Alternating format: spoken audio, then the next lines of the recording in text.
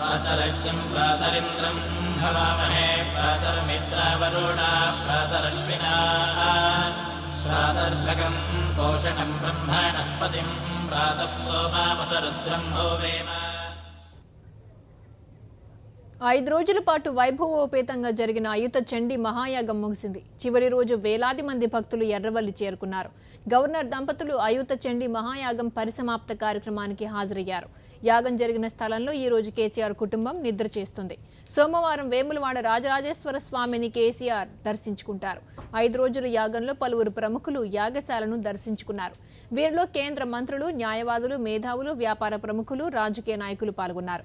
చివరి రోజు అంటే 5వ రోజు ఏపీ సీఎం చంద్రబాబు యాగశాలను దర్శించుకున్నారు.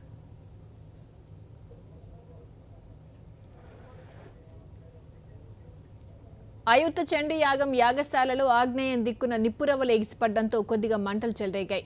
చాలా వేగంగా అగ్నిమాపక దళం స్పందించడంతో కొద్ది నిమిషాల్లోనే మంటలు ఆరిపోయాయి. చండీ యాగం చివరి రోజు కార్యక్రమంలో భాగంగా గురు ప్రార్థన, పూర్వాంగం తర్వాత పూర్ణాహుతికి ఆరంభంగా ప్రధాన హోమగుండంలో అగ్ని ప్రతిష్ఠ జరిగింది.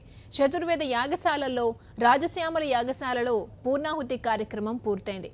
ప్రధాన గుండంలోని అగ్ని ద్వారా మొత్తం 100 గుండాల్లో అగ్ని ప్రతిష్ఠ జరిగింది. మహాపూర్ణాహుతి కార్యక్రమం రాష్ట్రపతి రాక కోసం ఆగింది. ఈలోగా ఆగ్నేయం వైపు నిప్పురవ్వలు ఎగిశాయి. ఆ వెంటనే మంటలు ఆర్పాక వేద మంత్రోచ్చారణల మధ్య మహాపూర్ణాహుతి వైభవోపేతంగా ముగిసింది.